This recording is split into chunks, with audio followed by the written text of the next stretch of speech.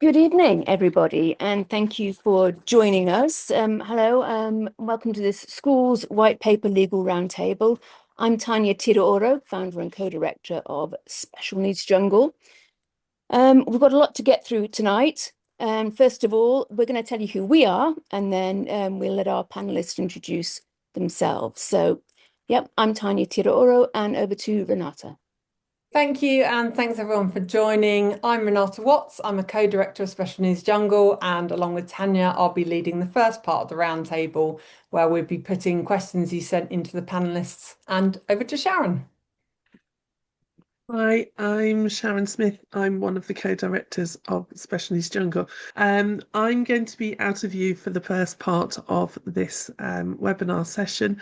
I'm going to be monitoring the Q&A, basically the questions that you're all posing.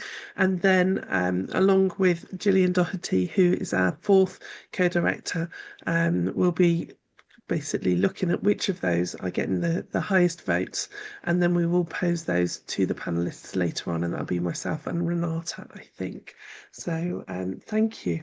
As well as everybody here, behind the scenes is SNJ's and IPSEA's Katrina Moore, Matt Keir, hopefully, and Rachel Filmer, and Richard Nettleton of SEN Legal, who will be all helping out in the chat, and as well Steve Broach, who sadly cannot be on camera because he was supposed to be in the hospital, but he is off screen. He'll be furiously typing away, helping to answer your questions. So thank you very much. And on to our panel today. As I said, Steve isn't here, but thank you very much to Polly Sweeney. Could you introduce yourself, please? Thanks, Tanya, and thanks for inviting me. I'm Polly Sweeney. I'm a partner at Rook Irwin Sweeney, and I am acting for the claimant in the legal challenge that's been brought against the Department of Education in relation to the consultation, and hope to be able to talk to you a little bit about that today. Thanks. Thanks. And next is our Special Needs Jungle's really long-time legal advisor, Hayley Mason Seager. Good evening, everybody. I'm Hayley Mason Seager. As Tanya's noted, I'm a legal columnist for SNJ, and I'm also the director and principal solicitor at SEN Legal. Thank you, Hayley, and so lovely to see you. Next, we have someone who has been a SEND lawyer for over 25 years, Eleanor Wright. Hi, I'm Eleanor Wright. I'm a solicitor and I'm a legal officer with SOS SEN. And as you say, I've been dealing with SEN law forever. And thank you, Eleanor. And from the other main legal charity and our campaign partner, welcome Kate Cox. Hi everybody, I'm Kate Cox. I'm one of IPSEA's senior solicitors. I'm also a parent of children with multiple special educational needs, both of whom have an EHC plan. And now we know who we all are, so let's get on with the questions. Thank you to all of those who have already sent in questions. And of course, please do ask more in the question and answer section throughout the webinar. To be clear, you can chat with each other in the chat, but please only ask panelist questions in the Q&A section. We've had 1,000 registrants, so this is the only way we'll be able to keep track. You can also upvote the questions you like. So do try and check the best you can before you post to make sure that questions aren't being duplicated. Thank you. So let's start off with it's Polly this one is aimed at first of all. So following the government's response to Melissa Hayhurst's letter before action, we did cover this today and last week on Special Needs Jungle. What else can be done about the government's decision not to consult on the tribunal? I think it's angered a lot of people, and other aspects of the consultation they're not going to be consulting on because they say they've already made a decision. Can it lawfully make non-negotiable decisions, and what else can people do? Thanks, Tanya. Obviously, a really important question. I guess just taking a quick step back, the wider context this obviously is that we have a white paper which sets out lots of proposals for reform of the SEN system. And then we have a consultation document. And I think most of us noticed when we were reading the consultation document, there was a lot of questions missing. So there's a lot of parts of the reforms, some of the most fundamental parts, where there's no question our views are not being sought. And so we were instructed by the parent of a child with an EHC plan at the moment to send a letter before claim to challenge the fairness and the lawfulness of that consultation, because it seemed to omit some really important aspects of these reforms. And I think we were all, or most of us, were pretty shocked by the response that we got from the Secretary of State for Education, which is essentially that on these particular parts of the reforms, they deliberately haven't asked any questions because those decisions have already been made. And I want to stress, though, right from the beginning, that this isn't about everything. So they aren't saying we've decided about everything. What they've already decided about, they aren't asking consultation questions on. The areas where consultation questions are being asked, they have not made decisions. So there is still a real opportunity to influence those aspects, but at the same time, there is real worry that decisions have been made already in those really important areas. So in terms of, so to answer the question about what can be done and what can happen next, and is it even possible that the government can just go ahead with bringing in these changes without consulting on them? I think the thing that we have to keep in mind is that we have a system in this country of parliamentary sovereignty, which means ultimately the government is allowed to bring in the law. And a legal challenge can't stop the parliamentary process. It can't stop Parliament bringing in laws, making huge changes, whatever we may or may not think of them. That is what Parliament is for. That's the job of our MPs to decide whether to vote for those proposals or not. The only real role of the court when we're talking about changes to legislation is considering whether the proposals breach fundamental human rights. So apart from that, once a decision has been made, that is the only role of the court, is looking at it from that perspective, from a Human Rights Act perspective. And I think I think it's really, really important that whilst there are important considerations about whether the legislation that ends up being brought forwards does comply with human rights laws, we can't rely on a legal challenge here. There's being the way that this is all going to get solved. I think this is going to be a parliamentary process. Speaking to your MPs, that is also something that's going to be really, really important. And I really don't want people to rely on a legal challenge being the thing that saves us, because I'm really worried that that in itself is not going to be enough. Understanding that in the context that you've just given it, Polly, do you think there is likely to be a European human rights challenge to what this government's proposing, especially as the right to education under Article 2 of Protocol 1 and non-discrimination and or under the Equality Act? Do you think that there will be? So again, first of all, you can only challenge once an act has been brought in. So it's only after the event. And then secondly, it can only be on Human Rights Act grounds. And I think that we would have to look at the legislation that's brought in to be able to properly consider whether there is a basis for any kind of Human Rights Act challenge. I think the one thing that we need to keep in mind, though, is that the right to education, so that's Article 2 of the first protocol, that is a right to accessing the education system that exists from time to time. So it is a limited right. And it may well be that the impact of these changes means that many more children are denied that right to education on an individual basis. And we may see many more individual challenges that there is a breach of the right to education. But whether that means that the legislation as a whole breaches those fundamental rights, I think it's difficult to know until we see the precise legislation that ends up being enacted. Thank you, Polly.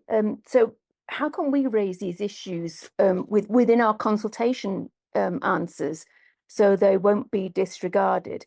I mean, for example, restricting the power of the tribunal, moving accountability to schools, fixed specialist provision packages. For example, Eleanor, I know that you're you're doing a lot about this with SOS SEN. What would you advise people? Well, I think there's a number of routes. I mean, the catch-all, I suppose, is the final question, which sort of says, is there anything else you want to say? And if you don't want to get bogged down in individual questions, you could simply concentrate on that one and put in absolutely everything you want to say in there. Or you could take a fairly robust attitude to the individual questions, and I have to say I'm quite tempted on that one. For example, there's a question around how do we make our specialist provision packages wonderful, more or less, and I would think about saying, well, no, the question is, are specialist provision packages the way to go, or in fact, would it not be better to retain the current system of catering to each child's individual needs and putting the child at the centre of the process rather than shoving them into one of 7 packages? So I think you can, get what you want to say over one way or the other. And I'm quite concerned that people shouldn't be daunted by the questions, and also shouldn't necessarily feel themselves being prevented from saying what they want to say by those questions. So, as I say, at the very least, go for that last question and answer it very, very thoroughly. Hayley, you want to answer a further part of this question. I'll come to that in a second if that's okay. Kate, I saw you were nodding there from IPSEA. You're obviously dealing with the same kinds of things. Yeah, I think I've seen some comments from families or other advocates saying, it's a done deal, what's the point? But I would strongly urge anyone who has any concerns with aspects of the consultation, whether a question has been asked on it or not, to make those concerns known, because we do all have a voice. And not only is it a good idea to respond to the consultation, but make your MP fully aware of all of your concerns, because Parliament will have to be listened to. It is not a done deal as far as the government is concerned. So I think if families feel able to address their concerns both through the consultation and by addressing them with their MPs, then I would really recommend a kind of 2-pronged approach. I know that AI is going to be used. I guess if you took Eleanor's suggestion and wove your answers in, that AI wouldn't be able to strip it out as well. Hayley, you wanted to say, somebody did ask about would it be better to boycott the consultation altogether? I think this is actually a time where we need to be louder than we've ever been before, rather than being quiet on these issues, because we kind of know the government asking specific questions makes you feel like you're streamlined into answering those, but it's because they don't want to hear the answers on the other things that are actually really fundamentally important. So I think naturally, as humans, if we're asked a question, we want to provide an answer specifically to that question. As some of the other panelists have said, it's really important to get all of your views across, even if they're not in a question. Don't feel limited by the questions. And if you feel strongly about the other areas that they are changing or proposing to change, then you should reply to those. And I've seen a lot on social media. Obviously, I'm on social media saying, what's the point? And I understand the disheartenedness of parents to say, what's the point if they've already decided, what's the point? But as we've discussed, it's a parliamentary process, and we can't assume that MPs know. This is our everyday lives. We're in it, so we know exactly what's going on. But we can't assume that MPs know what's going on, how this is going to affect your families. So I've seen over on IPSEA, Kate didn't mention it, but I've seen over on IPSEA, they've actually provided a really helpful template letter that you can actually download and just adapt to your own circumstances to make it as easy as possible. I'm not sure if anybody else has got them, but IPSEA's got a really good one on there. And you can look up your MP really easily on a link online, send a letter to your MP and follow the questionnaire through the consultation response, and just put as much information in there as you can, because I think our silence will be taken by the government as consent, that we're happy with these changes. And I think that's a real risk. So if we're not happy, we have to stand up and talk about it now, because otherwise they'll say, well, all the families were happy with it, they never responded to our consultation. And I really want to prevent that happening. So I think that's a really fundamental thing that we need to bear in mind. And of course, we've got our own helpful, helping you to answer the question, which is on our website as well. Polly, I think you wanted to say something here too. I will, but I think Kate was going to actually just jump in, so I'll let Kate go first. Thanks, Polly. The only thing I was going to say was these proposals, to my mind anyway, have very much been dressed up with a marketing spin on them to suggest we listened, this is what you said, we've heard you, and here's the plan that we're delivering for you. And I don't believe from the families that we've spoken to at IPSEA that is anywhere near the case. So the louder we are, the more that they will hear, actually, this is not what we asked for. This is not what we wanted. And it's also in part not what the Education Select Committee have recommended either. So I think that we really must make sure that it's very clear that this was not our plan and it's not in our name. Eleanor? Yeah, it's just a quick one. I noticed Bridget Phillipson popping up everywhere on social media claiming she wants to hear from us. And I think we should take her at her word and make sure she does hear from us and ask her those questions about why they have taken decisions about some of the most important parts of this consultation without actually consulting, and why they want to shut out those answers. We have invited Georgia Gould for a webinar, as every other SEN minister has done previously, but we've not heard anything back yet. Polly? I think I would just make two final points in relation to what else can be done. I echo what everybody else has said about how important it is to respond to the consultation. And I think there are many questions that allow us to provide these responses because they are the obvious answer. So, for example, what needs to be in place? This is question 21. What needs to be in place so that children and young people with low incidence, highly complex needs can always access the right specialist placement?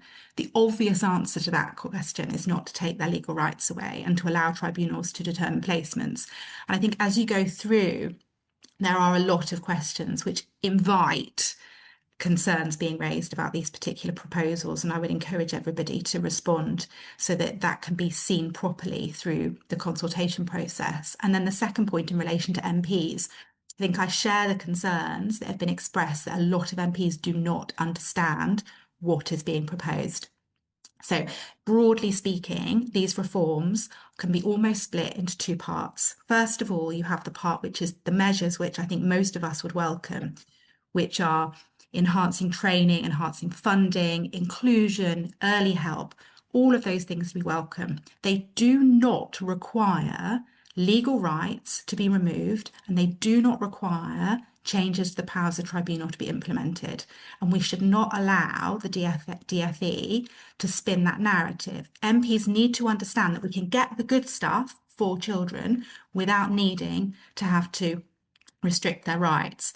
And I think there's too much talk, frankly, if I may, about the positive stuff and not enough about the really concerning parts. And that's the bit that we need our MPs to understand, what's being taken away, because I'm just not sure that that message is getting out there at the moment. Okay, so how does the panel think that legal challenge, political pressure and collective action by parents, charities and professionals can now be most effectively combined to influence or challenge what ultimately comes out of this process? I don't know if Polly, you wanted to start on that one. I mean, I think that I probably would just repeat everything that I've said. I think the consultation does still have influence in many ways, and we shouldn't give up. But it is MPs. That is where people need to be going and asking for meetings, sending letters. We need to get them to understand quite how important this issue is. And also just to mention, we're in the process of putting a protest together that obviously will bring everyone together. And do talk about this with your schools, make sure your teachers are aware, because I think they're kind of a bit slow to catch up at the moment with what's going on. SENCOs, make sure your SENCOs are aware. We need really to hear from everyone, don't we? All sort of talking with the same voice here. So just to move on, assessment rights now. So given the proposed changes to EHC assessments and plans, does this mean that the EHC needs assessment and EHCPs will be really effectively gone? Kate? So I think this is a really interesting question, because under the proposals, EHC needs assessments and plans appear to me so fundamentally altered in terms of legal test, nature, and actionable rights that I don't think it's accurate or helpful to say that these rights, as we know them, would be retained. And that's despite the Education Select Committee's recommendation in their Solving the SEN Crisis report that said the department's SEN reforms must not be based on any withdrawal or statutory entitlements for children and young people with special educational needs and disabilities. That's page 46 of their report. So let's look at why these rights can't be considered in the same way and how, in effect, they wouldn't be retained.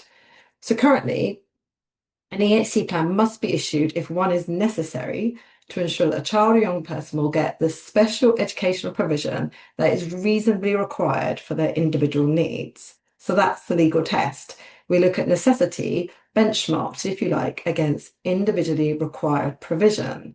Now, that would change under the proposals, because instead it appears the threshold for what I'm calling a new style specialist provision package EHC plan would be this: does this child or young person require one of the predetermined packages?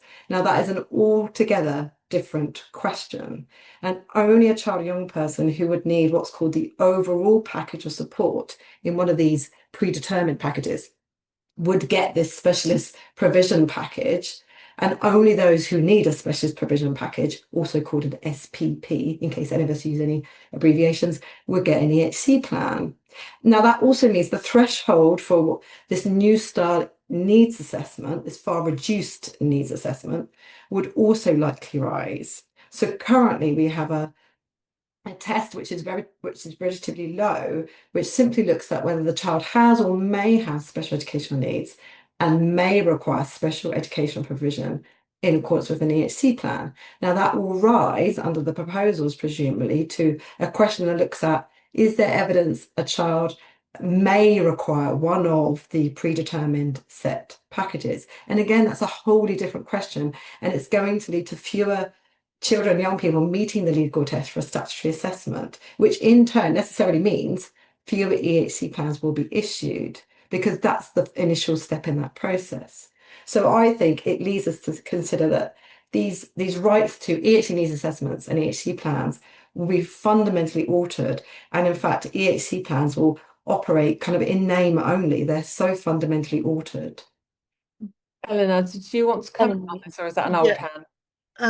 Well, I also sort of slightly elaborate on that. It's being envisaged that you can only get reports from services that are already involved with the child, as opposed to the current situation where you basically, local authorities should get it if it's reasonable or if it's appropriate. And that means, presumably, that even if a school and an educational psychologist are saying this child has blatant sensory problems, you must get an occupational therapy report, you won't be able to, because they haven't previously been involved with that child. So it's sort of catch-22.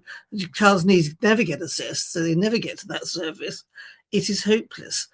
The other thing also is that very much flat that it's almost an advantage that you can get an individual support plan at the initial stages, the targeted plus stages, without having to go through a formal assessment process. As if, that's wonderful. We don't have to go through all these bureaucratic processes, etc. But the other side of the coin is that you could be putting a lot of support into a child without really knowing what their needs are. And I think all of us have come across the situation where a school simply has no knowledge that children mask, or that they have no knowledge of sensory difficulties, and it comes as a massive surprise to them to find that a child does have that. And so it's a false economy, really, putting support into for a child without having checked that it is actually the support that that child needs. Kate, did you want to come in on this? Yeah, I just wanted to say, because so one of the things we see at IPSEA is that quite often during an EHC needs assessment, a service might respond to a request for information and advice as part of SEN Regulation 6. It must be obtained, and it comes back saying not known to service. So this new approach, this reduced needs assessment, will in effect sometimes bake in what we see as unlawful practice, which is whereby the local authority might say, but this person hasn't been working with, or this body support service hasn't been working with the child, so we don't need to reach out to them for support. It may well be a support service or a body or a specialist professional who should have been aware of the child or young person, but hasn't been, because like Eleanor says, needs haven't been recognised, or the school hasn't had the expertise to fully understand what advice needs to be obtained. So there are several areas within the proposals where it seems to me very clear that actually what it's doing is it is actually baking in what is currently unlawful. Hayley? I also think it's important to point out the dramatic shift over from local authorities onto schools in this regard. So at the moment, obviously, when you're making an EHC needs assessment request or a request for a plan, all of those requests are going to the local authority. Local authorities are sitting back and laughing with these changes because I'm not sure what they're actually supposed to be doing, but we are essentially moving all of those tests onto schools who already have people leaving the profession because of the amount of work that they've got on. So schools are now expected under these proposed changes to put in place these plans, implement them, decide which level they're at, and deal with parents responding to the challenges of those and going through the system, which I know we're going to talk about later. But there's a whole makeshift trend moving all of these decisions onto schools who are actually there to educate the children. And I think that that's something that's kind of been swept under the rug. And I'm not necessarily sure schools understand and want to respond to the consultation. We'd urge them to do so. The significant amount of pressure that this is going to put onto schools, and just saying, well, we're going to put more money in, we're going to put more training in. The money that they're proposing to put in is not enough to deal with what they're proposing schools are going to do. And we're expecting teachers to suddenly have a huge level of training they don't currently have. They're expecting to implement educational psychologists and these experts at hand who we don't know who they are. And this panel is going to devise these specialist packages who we don't know who they are. And it's very hearsay. And like we said, Polly, I think, mentioned earlier, we're being told all of these positive, wonderful things that's happening, and not actually focusing on the fact that these legal rights are being reduced and put into the hands of people who aren't actually trained to make these decisions. And it's really worrying. Yeah, couldn't agree more, Hayley. So a lot of gaslighting going about, isn't there? So yeah, as we know, this proposal would need significant change. So what do you think will be left of Part 3 of the Children and Families Act after they've done butchering it? Is it likely it'll be redrafted, or is it likely they're going to come up with a completely new act? And do you think there's enough legislative time for such big changes? I don't know if Kate, did you want to take that first? Sure. So I don't see it's possible that you could kind of fiddle, if you like, with Part 3. I think it will have to be replaced, and by virtue of that, the SEND regulations 2014, I don't see how they could remain as they currently are. These reforms are so wide-reaching that I can't see how we could retain the current framework without it being replaced. Now, in terms of timing, I think that depends a little bit on how long Parliament needs for its debate, how many amendments are sought. Remember, no act comes into law until both the Houses of Commons and Lords have in effect signed it off. And that might be a process that takes quite some time because of the nature of the proposals. You know, if all of us can do a good job of educating MPs on what these proposals mean, what is at stake, then hopefully there'll be many amendments that will be needed to any proposed bill. So that in itself will take time. So Parliament may have a lot to say. So in terms of timing, we won't know, but I think we won't be able to keep Part 3 as it is. I think it will need to be replaced, and the SEND regulations as a result. Polly, did you want to come in on that, or? I cannot improve on Kate's answer. Wonderful. But it's also the question of all the case law that's been established over the last decade, 12 years. Presumably that would all then also just, you'd have to start all over again, wouldn't you? Polly, I'm assuming that you would be able to comment on that. Yeah, I mean, look, if this all goes through, and there is still much that can be done to stop that happening, but if it goes through, I can't see how any of that's going to be relevant anymore, frankly. This is going to be an entirely new system. We are ripping apart the Children and Families Act as we know it. And I think the only thing that will look similar is that we will have a document called an EHCP, but we'll be doing something very, very different. This is an entirely new system with an entirely new role for the tribunal. And I think that we will have lost a huge amount in terms of all the case law that's been built up over, as Steve reminded me earlier, 40 years. I was here for the 1996 Education Act, but others tell me these rights have been in place far longer than that as well. Oh, I definitely think there has been a lack of long-term view. Just looking back as well to see what happened the last time in the 2014 changes. I don't think lessons have been learned there either. Eleanor, I'm assuming you would agree with that. Yeah, I was sort of toying with what if they made it an absolute requirement to secure ISPs and to have specific and detailed provision in ISPs similar to what you have to have in Section F now, in which case the case law would be relevant.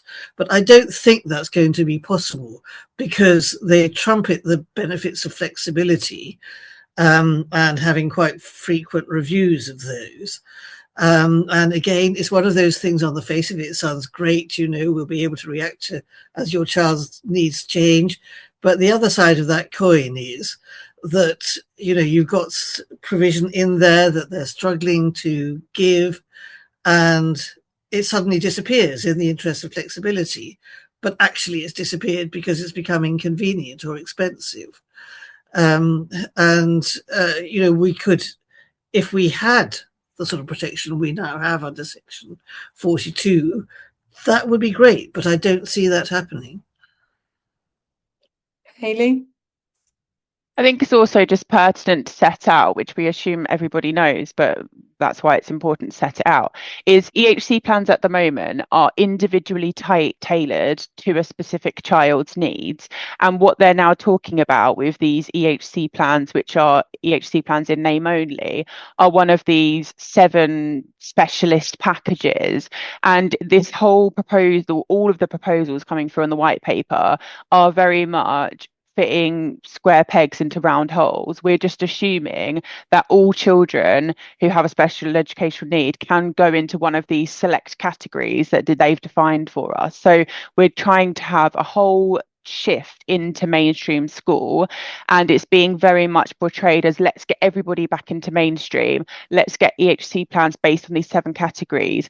You can't base all children with special educational needs across 7 categories. That just fundamentally cannot happen. Even if you had 2 children with special educational needs, they look entirely different to one another. And how they appear to be dressing this up is saying, well, these are going to be broad ranging categories, and all of the lawyers on here will know that broad ranging just means completely unenforceable.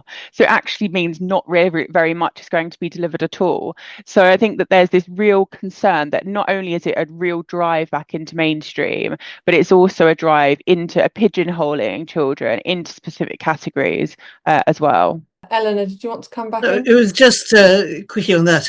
There was a meeting earlier today where a DFE official was, and she said unequivocally that you won't have to fit into one of these 7 packages. You can effectively pick and mix, which frankly sounds like a recipe for chaos. I don't see how that would work, but that's what she said. Kate?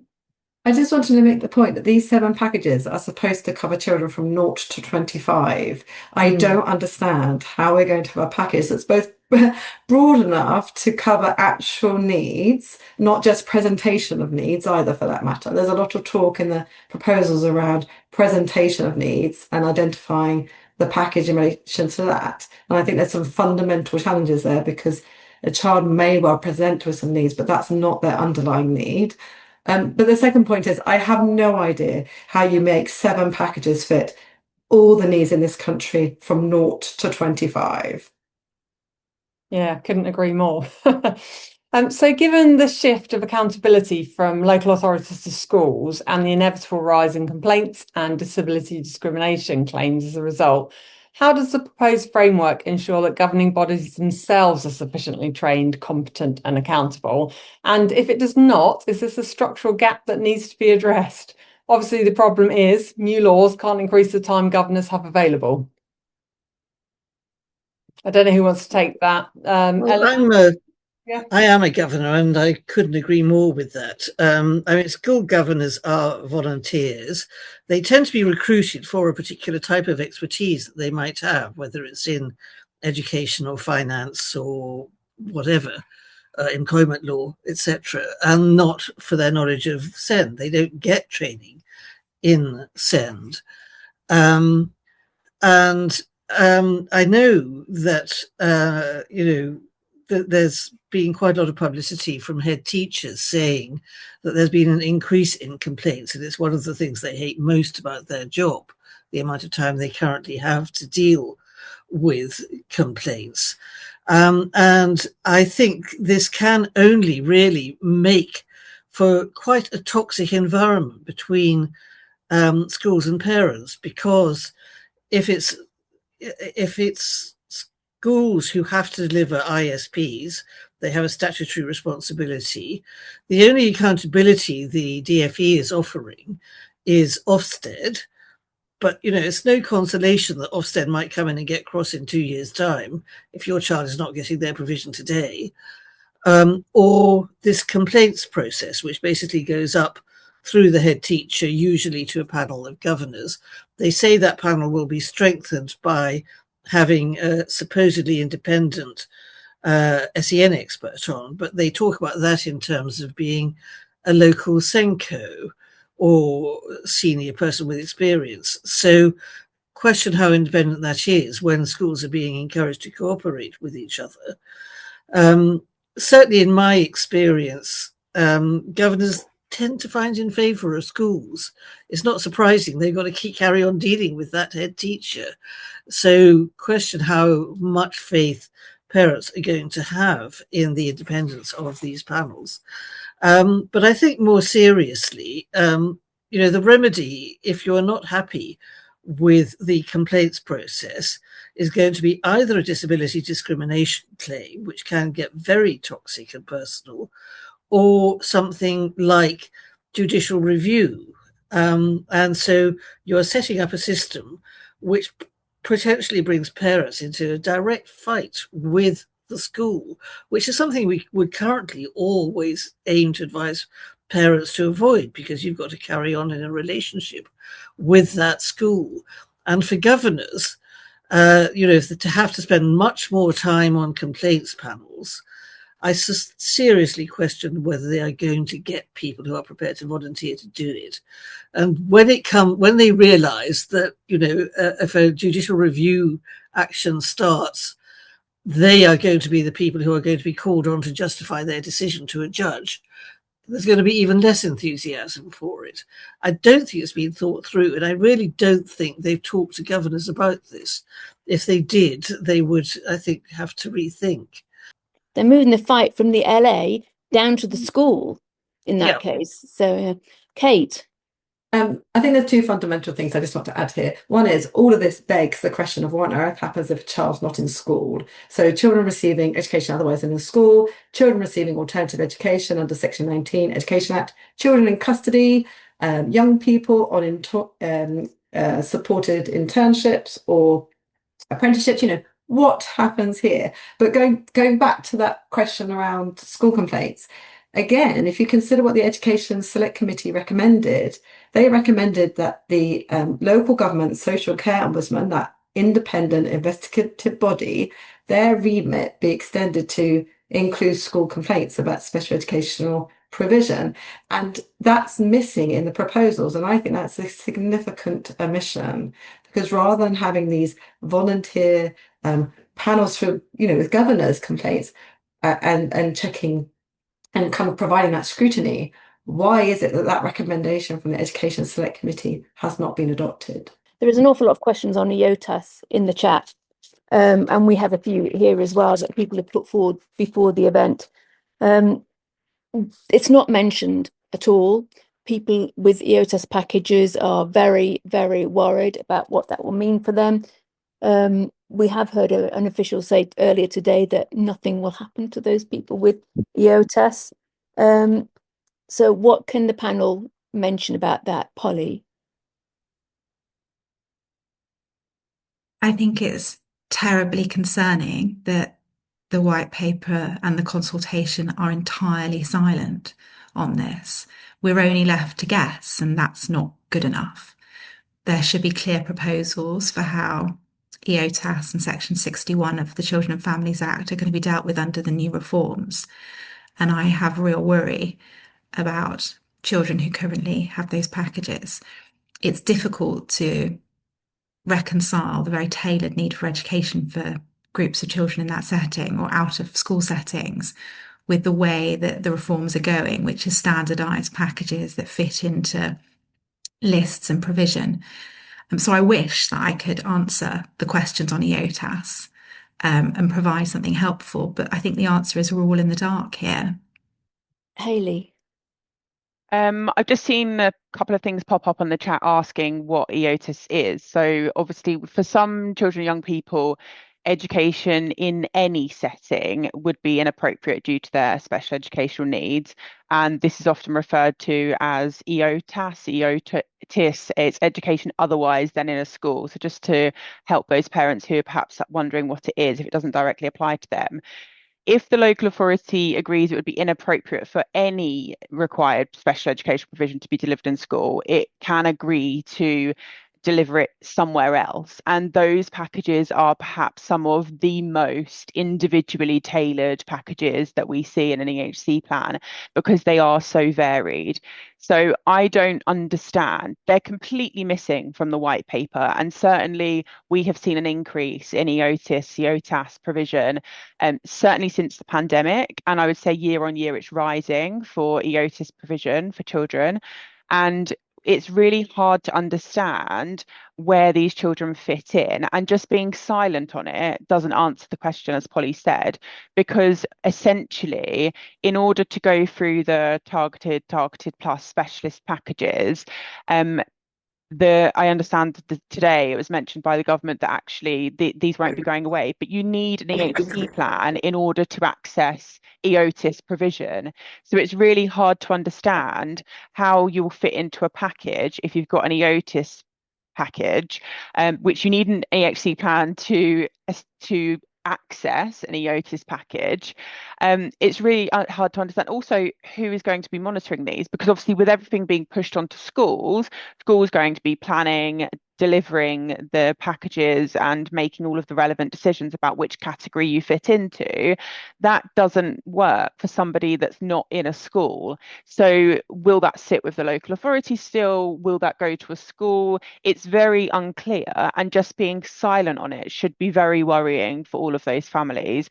And certainly I would encourage everybody who is able to and who it affects to be responding to their MP, because again, I think this is one of these areas, particularly because it's a relatively new area or has been expanding certainly in the last few years, where MPs probably don't understand what a huge amount of families this is going to affect, and just being silent on what's going to be happening with the EOTIS is not going to be helpful to families. Does anybody else want to come in? Polly, is that a new hand or a hand from earlier? I was going to just loop back at some point just about schools, because there's a lot of questions in the chat about it, but at whatever point, Tanya, you think it's a good time Go ahead. Go ahead. I think that there's a lot of questions about schools and them, how they feel about this. And my view, I act for a lot of schools as well as parents, is that they are equally badly served by these reforms as parents and children. And I think that we need to unite, parents and children need to unite with schools in standing up against these reforms, because they are also just as worse off under these arrangements. I'm really worried about the duty at the moment to deliver the provision in the EHC plan sits with a local authority, and that's well-established legal right. That will shift, so a school will now have that legal duty. So, I mean, there was a lot of, many people may have seen Bridget Phillipson's attack on lawyers, and that we are against these proposals because we are trying to profiteer from the work. Actually, what is being proposed will create an even more adversarial system where lawyers will need to be involved even more. At the moment, you have a tribunal where, by and large, a lot of parents do access it without lawyers and still get good outcomes. But you try and get a parent to bring a disability discrimination claim without a lawyer, or a judicial review without a lawyer. Like, they are really complex and adversarial areas of law, which schools will now face in significantly increased numbers. That is not what any of my client schools want, I can tell you that. And it's not what parents want either. So I see it's going to, frankly, give lawyers more work. It's having the opposite effect. Kate, I think you. I just wanted to pick up a point that Polly rightly made on that extraordinary attack on a regulated legal profession and charities working tirelessly to support families. I think we need to look at that attack in context, which is the government's so far lack of substantive response to the Education Select Committee report, the national conversation in which families felt they were unable to ask the questions they wanted, and the questions that were answered were not the ones that they wanted. And now we have a consultation in which only certain questions are being asked and certain views are not going to be sought because decisions have already been made. And I think we need to look at that attack in that context and see that actually the government really does not want to engage in what are valid concerns. Hayley? I was just going to make the point as well that if we're going to talk about exploiting parents, which all lawyers are apparently doing in this area, removing legal rights for the most disadvantaged in our society and claiming that parents have been listened to, and then when parents challenge that, saying actually it's a done deal, wouldn't you call that exploiting parents? Because that's certainly what it seems like to me. I think that it's definitely a form of gaslighting. Parents who are joining us tonight will notice there are lots of different lawyers on here from all different firms and charity organisations, and we're all saying exactly the same thing. Now, there's no secret meeting of lawyers. We don't all meet and decide that actually we're going to all lose money, so we must come together and raise these points. What's actually happening is, Polly's right, lawyers aren't going to go away, and if the current proposals go through, arguably there would be more reason for lawyers than ever before, because suddenly there's 4 different tiers to go through and an increase in disability discrimination and judicial reviews.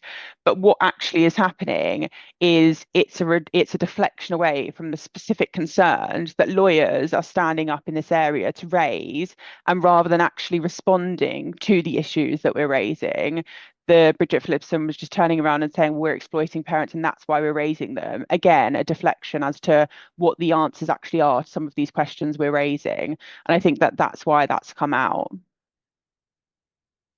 Kate, I'm quite keen to move things on, so can you be brief? I will be. I just wanted to reassure any parent who's listening today who saw that attack, and I am speaking now as a parent of children with special educational needs, as well as with my solicitor hat on, and I am technically one of those parents that is exploited because I have sought the legal support before I started my role at IPSEA. I also sought legal support for my eldest child EHC plan. So I'm sitting in a rather unusual position of both being an exploiter and also one of the exploited. And I think that really shows what a nonsense really it was. Thank you. Just moving to questions from our audience. We've got a great one here, which is, have you taken a view on whether eligibility criteria for an EHCP, so also eligibility for one of the packages, fundamentally changes the definition of SEN? And have you reviewed the draft document on the packages? If so, what do you think of it? It does, to an extent, change that definition of SEN, because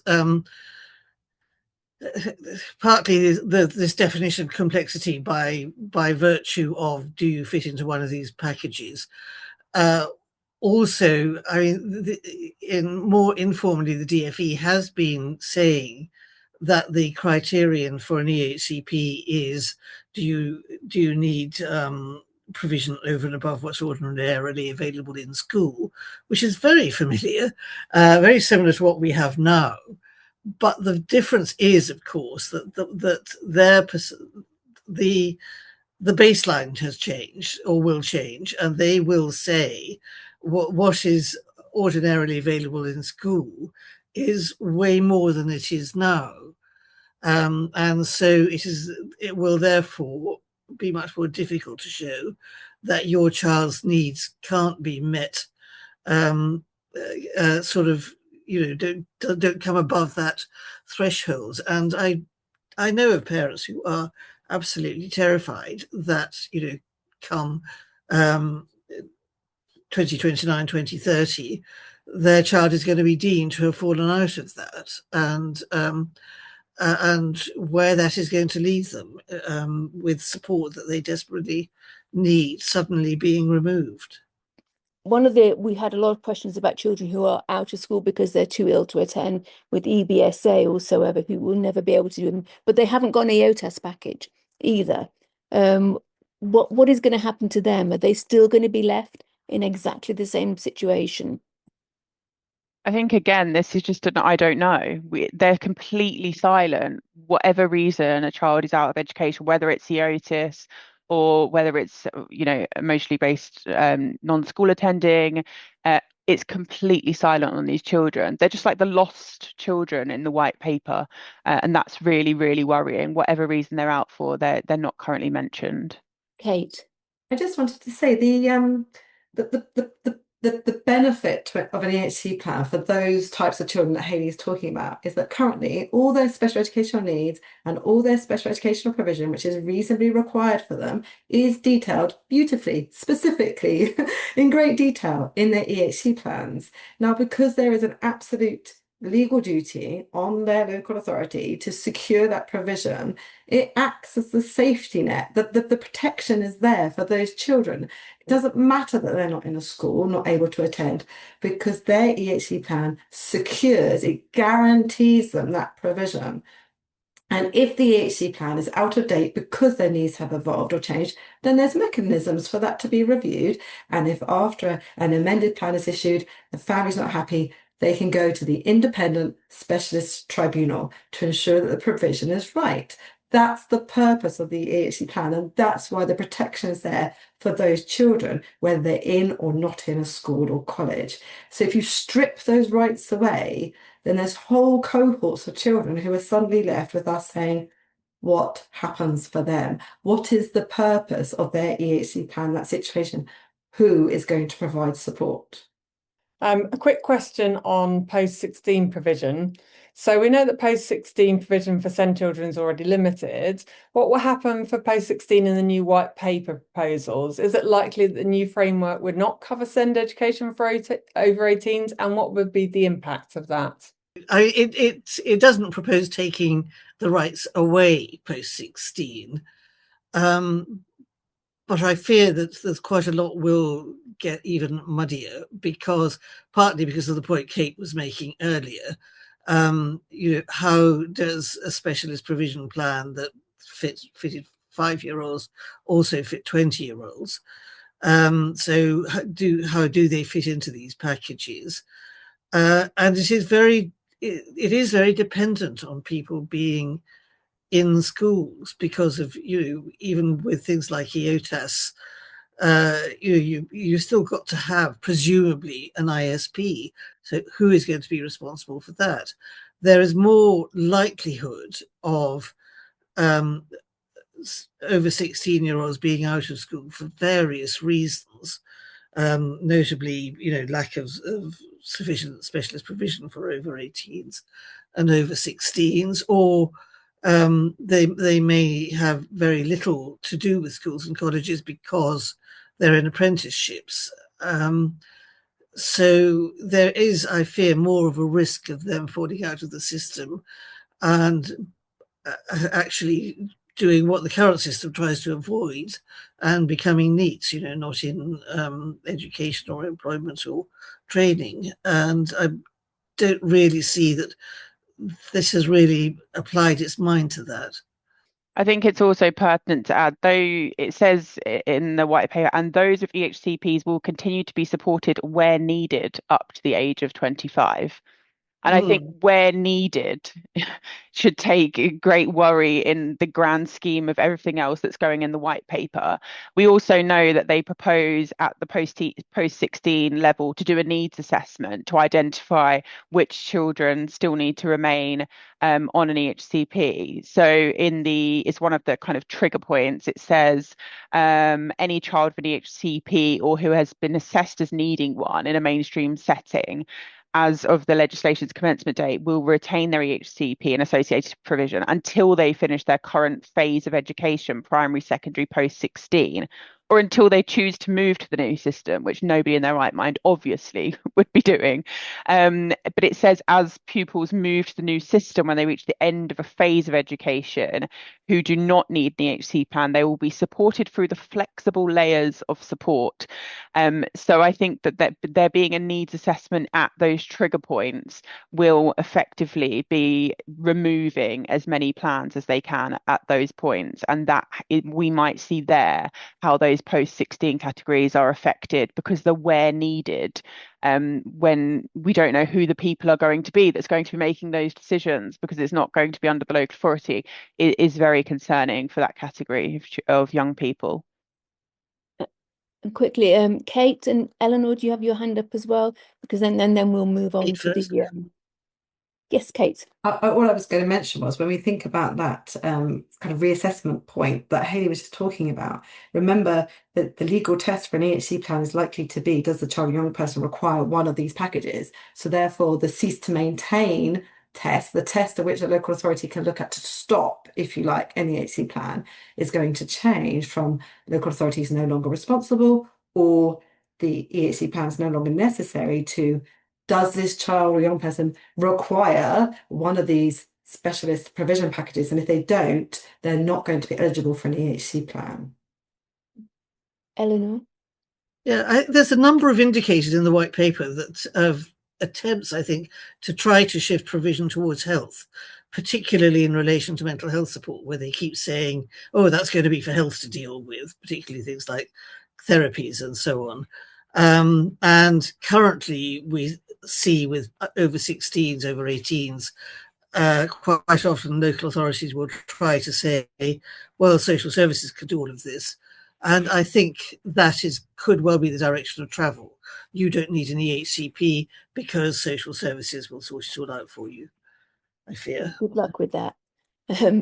Polly?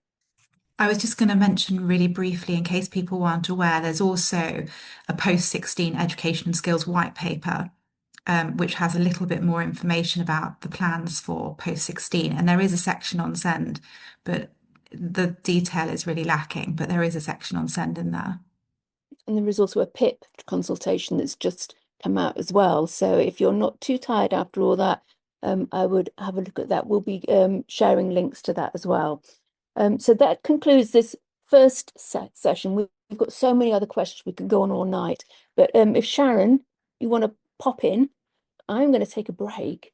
And this was supposed to be our co-director, Jill, but she couldn't make it. So Renata is going to stay on and help out Sharon. And I'm going to be looking at the questions. So I'll just turn my camera and my sound off and hand over to Renata and to Sharon. Thanks, Tanya. There are hundreds of questions, so I think the first thing we want to say is that we apologise if we don't get to your question this evening, but we will try and cover them in some way in the coming weeks. There have been several questions about the actual consultation process, so I'm going to ask the panel. I'm going to actually say a number of questions together and then just take what you want to from this. So first of all, is there a model consultation response that can be used? Is there a template letter to respond to the consultation? So they're in a similar vein. How can we respond to the consultation knowing that AI will be basically used to sift answers and summarize them? So how can we have our voices heard? A really interesting question here. Is there a list of what is included in the SEND consultation? This might be one for Polly. Is included in the SEND consultation document, but there are no questions about it. So what has already been decided, or what can we assume has already been decided? And what requirement is there for the government to publish the responses to this consultation? So there's lots of questions there, all about process, all around the consultation. How can we have our voice heard? But also, what are the government's duties to analyse those responses and also to publish them afterwards? So I don't know who would like to take that. I can certainly help with some of them. I think Thanks. in relation to what decisions have already been made, as part of the legal challenge, we've been instructed by our client to write to the Secretary of State for Education to ask what decisions have been made, when were they made, who made them, and provide disclosure of the relevant documents. So hopefully there will be more clarity on that when that's responded to. And then in relation to the duties around consultation, I don't think we have time today to kind of do a whole legal lecture around duties around consultation, but we're in a particular type of consultation, which is a voluntary consultation, and there are different duties which apply depending on the type of consultation they're doing. But still, all consultations have to follow basic process of being fair and rational. So that's kind of the basic for all consultations that the governments have to follow when they're consulting with people. Thank you. Is there anything else anybody else in the panel would like to add to any of those questions about the process for the consultation, how we can make sure our voice is heard? I don't know, Kate, if you want to talk about the IPSEA letter. Yes, of course. Thank you. So we've got our IPSEA template letter for you to use to write to your MP. I think in terms of AI and what we can do to make sure views are put across, I don't have the answers for that. All I could really recommend that families do is to make sure that they're really clear in what their concerns are, and to use that IPSEA template letter to write to your MP, because they will have to read your response. They won't be hopefully putting it through some AI machine. We really need our MPs to understand what's at stake and to understand their constituents' concerns. These are our MPs, and you do have a voice, and I do urge everybody to raise it. So I'm not sure the best way to go about the kind of AI perspective, but I definitely think getting our MPs to meet with us and to listen to us is going to be really key. Sorry, Sharon, I was just going to say, I don't know who it was, but because there's so many things moving in the chat so quickly, but I think somebody just said the kind of 3 top things that people can be doing to challenge. So obviously responding to the consultation in as much detail as you possibly can, and responding with all points, not specifically the questions that they're asking, making sure you're covering all of the points that you're dissatisfied with in the consultation response. And I do appreciate that SEND families are extremely tired at the end of the day, and this is just another thing they have on their plates, but it's really important to get those views across. So that contacting your MP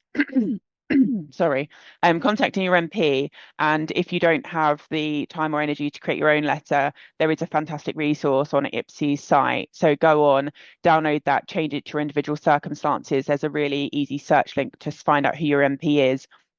And also joining forces. I think this is a time where we have to come together more than ever before. So I know that SNJ and IPSEA and the Save Our Children's Rights campaign are planning protests and marches, but really coming together as much as possible so that the government knows that this is a huge amount of people and families that are going to be affected, and that we're all on the same page with the concerns about removing these legal rights for a very specific category of children and young people are perhaps the three key things. So responding to the consultation, writing to your MP, and making as much noise as possible would be the three top tips.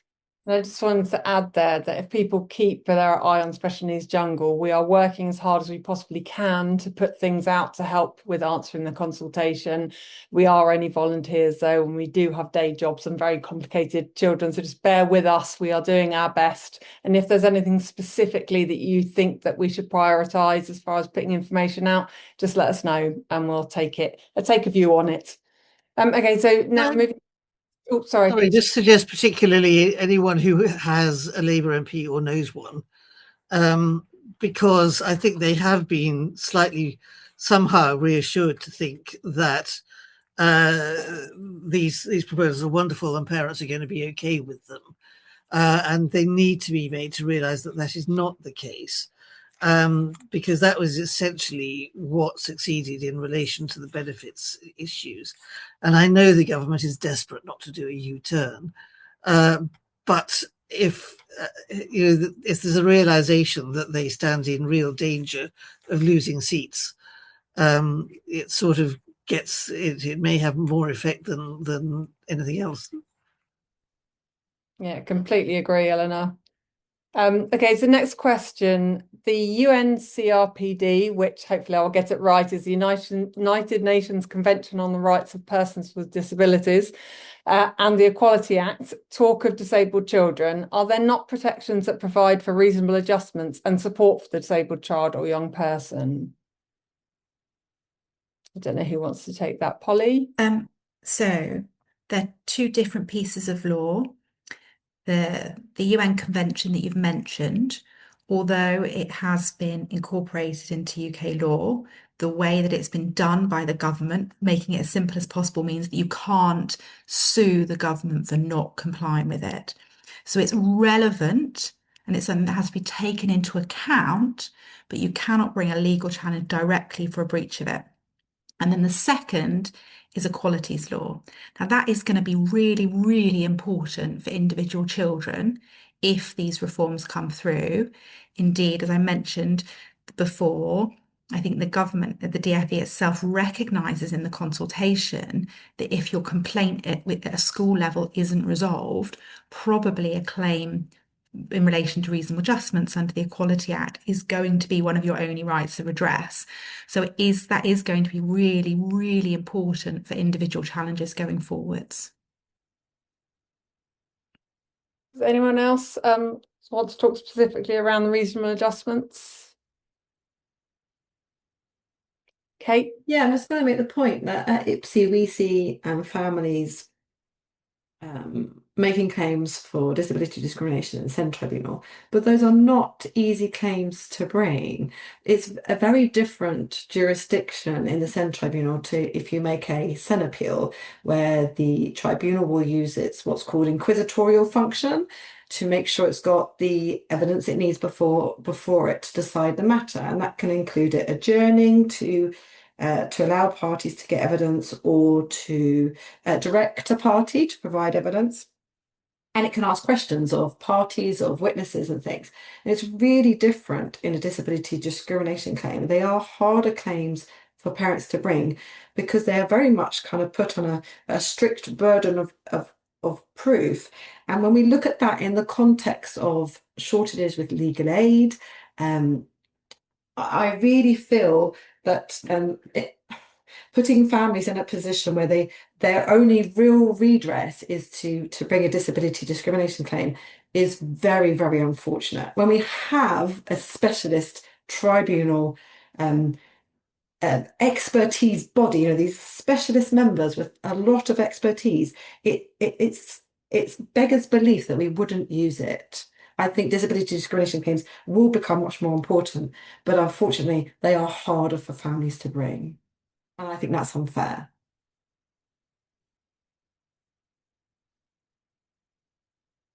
Okay, so the next question, we think this is an interesting one. So someone said, I completely agree with the need for stronger alignment, excuse me, between families and schools. How can we move beyond the SEND echo chamber? It feels like one of the biggest barriers is that the wider public don't really understand, or sometimes even actively dismiss what's happening, often seeing it through the lens of whinging middle-class parents. So how can we shift that narrative and build broader public understanding and support for what is ultimately a systemic issue that potentially affects all children's rights and futures? Any thoughts?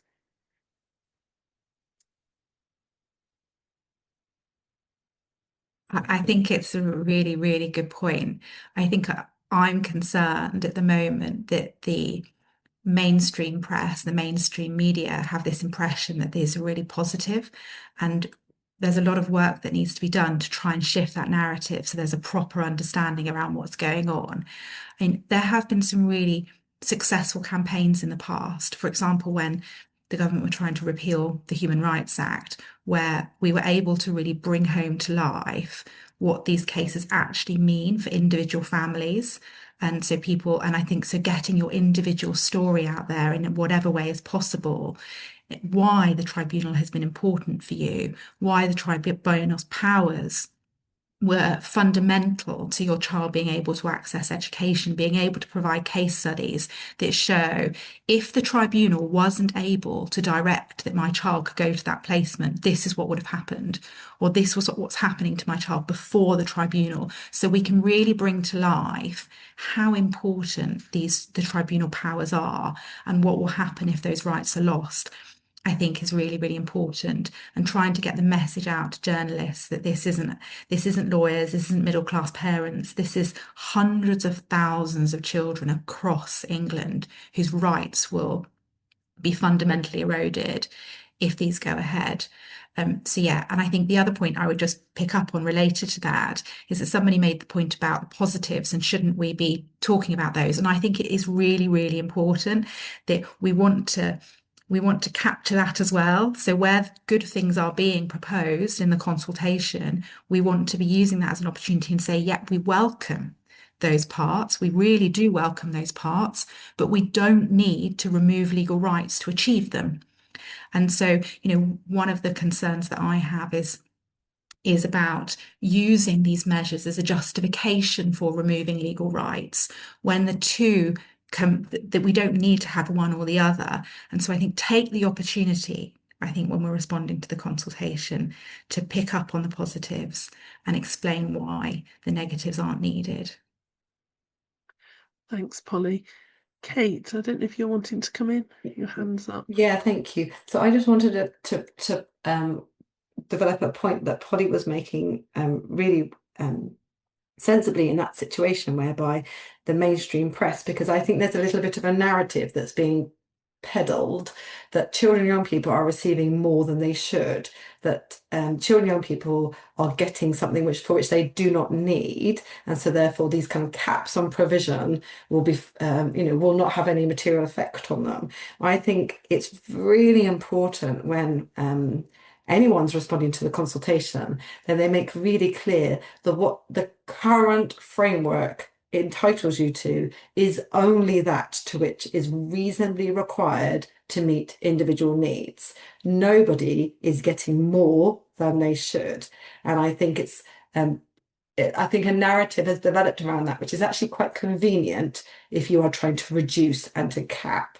But we all know here that is not true. There is no entitlement to a Rolls-Royce provision, only that which is reasonably required. So children, young people who receive expensive packages get them because that is what is required for their individual needs. And I think it's really important that MPs and anybody who is concerned with these reforms understands that. Yeah, completely agree, Kate. This is a good one. This is something that we've talked about a lot within Special Needs Jungle. What do we know about how they would define complex needs? Who wants to take it first? Hayley? Well, there is no definition of complex needs, is there? Ta-da! The idea that schools and placements are going to become responsible for assessing and planning support is essentially a replacement for the statutory assessment process. But what they're actually proposing to do, because of the way they're changing or proposing to change, is actually removing the current legal test and all of the case law to define a complex needs, which we don't know what that means. They haven't defined it, and they will find it incredibly difficult to define it because the way it's been shaped at the moment is over years and years and years of case law to get to where we are. So no, there is no definition. And what we're actually requiring is schools to suddenly be able to define what is complex. And these reforms essentially shift practical responsibility for many decisions more directly towards schools and settings. And I think that's a real concern because parents at the moment are likely to begin challenging decisions if these reforms go through by going through the institutions, going through the complaints procedures, rather than proceeding to a statutory tribunal appeal.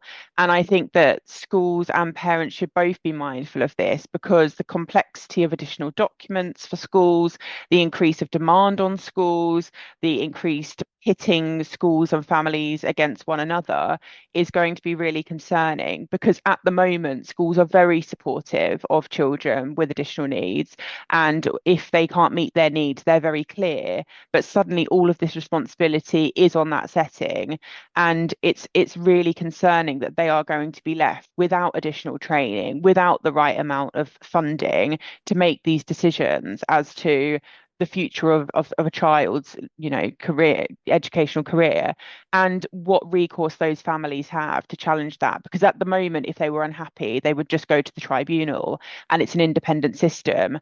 What we're actually going to be saying is actually, families, if you're unhappy, you need to go to the school, you need to go through the school's complaints process, you need to potentially do a discrimination claim, there's going to be more judicial review claims.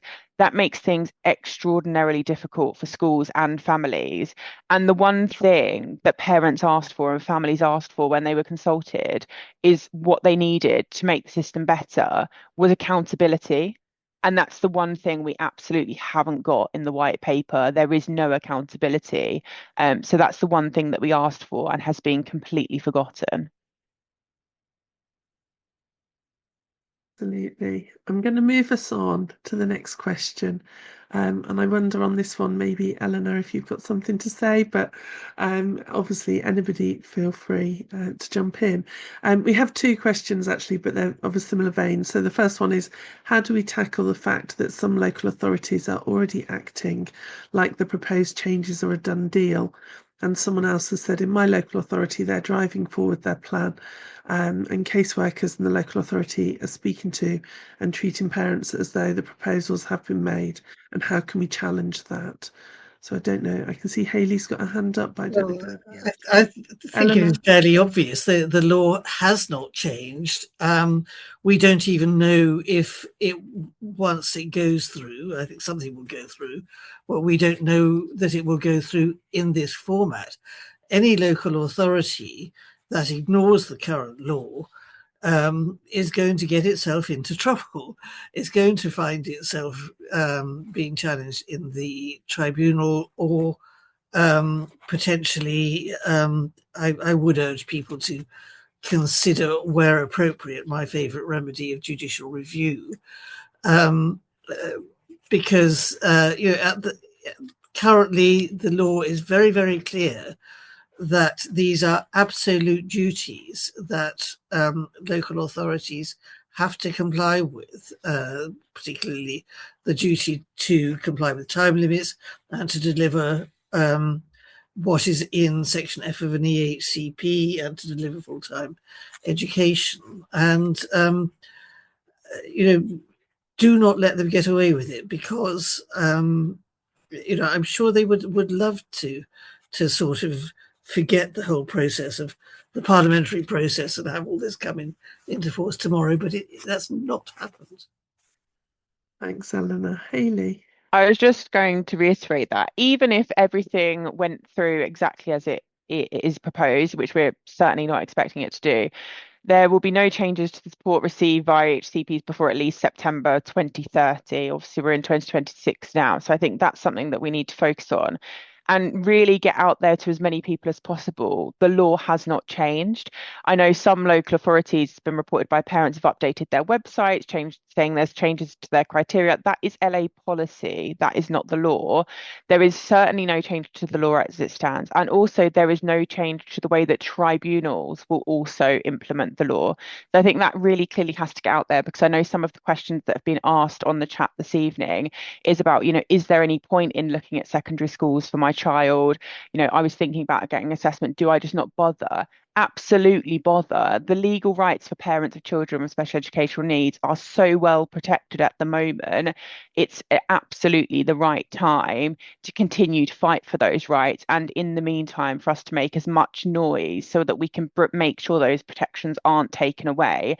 But certainly, this isn't the time to not push on with all of those things where they're needed, and just to make as much noise as possible and make it sure and clear to everybody that and you speak to that the law remains as it is, because there's so much scaremongering, particularly in the media at the moment. And as long as parents are aware that those legal rights will remain until there is a new law that is brought into force, and certainly we're a long way from that yet. Thank you. Kate. Yeah, I'm going to be really quick because I'm conscious of time. I just wanted to flag, and I don't know if someone can put this in the Q&A for all the attendees today, but IPSEA have a bit of a myth-busting section on our website on the school's white paper. Questions around, my local authority wants to be an early adopter of SEND reform. Can it do it? All sorts of FAQs on, what law the SEN tribunal will still apply. So please do take a look at that. If you're worried about what your local authority is doing and you're not sure what your legal rights are, please use those resources on our information on the school's white paper. But remember, all the information on websites like Eleanor's, SOS-SEN, IPSEA's, everything you read there is still up to date and valid. So you can rely on the support on our websites to get the help that you need. So the legal advice is there, the law still applies, and there's help for you to access. All right, just got enough time for a couple more questions. I think this is a really important one, and it's certainly one that I've had a look through looking for.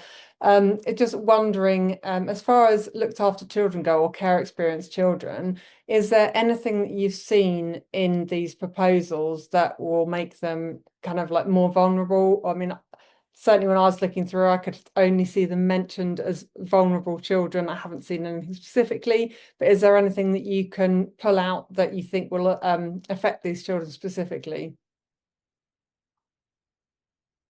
So if I could jump in on that, please. I can't see anything in the white paper that particularly protects children who are care experienced. We know that care experienced children and young people are more likely to require an EHC plan currently. So where they will fall in this new world, I don't know. We also know that some care experienced children are still reeling from the impact of the Department for Education's cuts in the Adoption and Special Guardianship Support Fund. So that, to my mind, may create a bit of a perfect storm for some care experienced children and young people.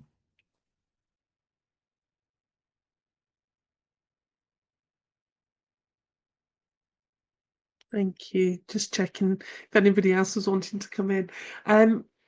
This will be our last question, but this feels a very important one. So we want to know, someone said they've been invited to a round table with their MP. What main message should they take with them? So any thoughts? What should we be saying to MPs? Polly? I think that if possible, we should be trying to see if MPs can ask parliamentary questions so that we can get ministers' replies to these things. There's a lot of question dodging at the moment. I've seen some of the videos on social media where questions are put and then answers are not given. So if it's possible to encourage an MP to put forward a parliamentary question, the minister has to reply. And I would be encouraging that to be focused around these legal rights and asking them, Peter, for the Minister to explain why these decisions have already been made and how those proposals are consistent with the stated aim of these reforms, which is to improve outcomes for every child.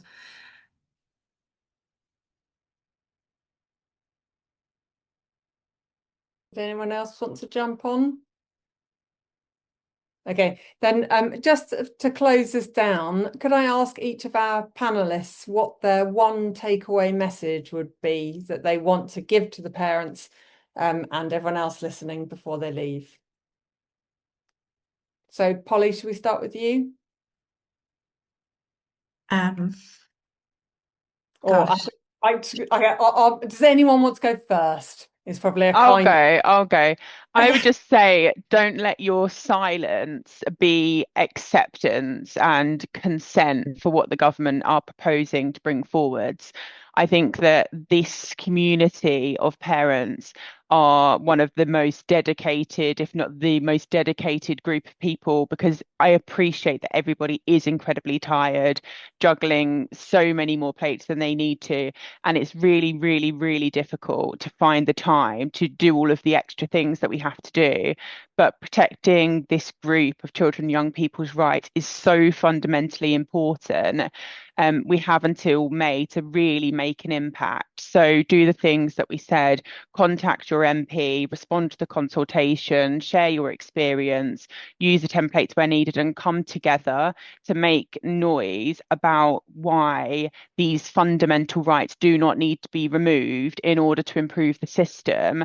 And we've seen the government saying before they're going to do things and then reverse on those once everybody makes enough noise. And we can certainly do it again, but it's reliant on everybody coming together and combining forces. This is really a time we need to do that. So that would be my one takeaway. Don't be silenced because you're tired and because you've got a lot on, which I fundamentally understand, but let's put the effort in and do everything that we can to make our voices heard now before it's too late. That's great. Thank you, Hayley. Eleanor? I mean, I would have to repeat all of that, and I won't say it all again. I think the addition, perhaps, is if people could think about talking to schools and talking to governors, because trying to get it through to them what they are facing, it may have more effect in some ways. It is pretty clear that the government has been listening a lot to local authorities. I'm not too clear that they've been listening to schools, and that will be one of the most important sort of constituencies that they do need to listen to. So we need to educate them if we can.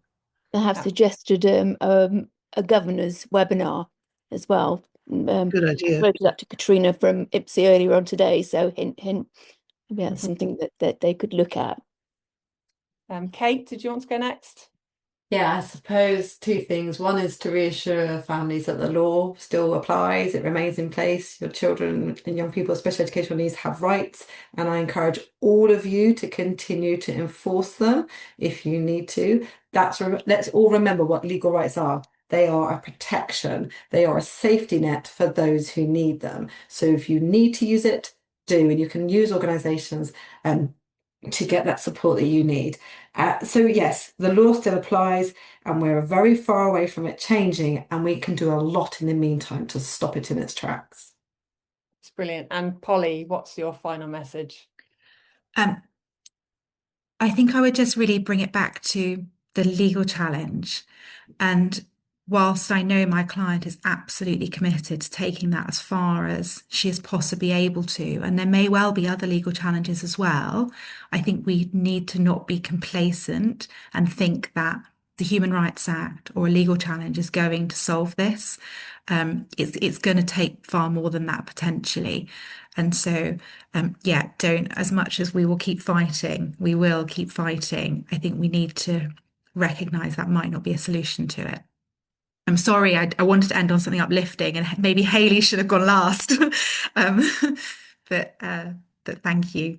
Thank you. They're all really important points. Such an incredibly busy session. And I put in the chat that we may ask our lovely lawyers if they would mind answering some questions offline that we've gathered. And also we will be taking the recording and putting it out later on this week in an SNJ post so that you all and anybody else can watch it again. I think I would like to say a massive thank you to everybody who's come along tonight, and also our panels. Polly Sweeney, thank you for stepping in at such short notice. Eleanor Wright, Hayley Mason Seager, and Kate Cox. It's just been such a really important evening. Thank you very much, Renata. And thanks also to our team behind the scenes. We've got Matt, Katrina, Rachel, and of course Steve, who's lying in his sick bed replying to messages for us. So thanks for that commitment. And also Richard and Jill. Thank you all. Have the rest of a good evening. Thank you. And if you can donate to SNJ, please do.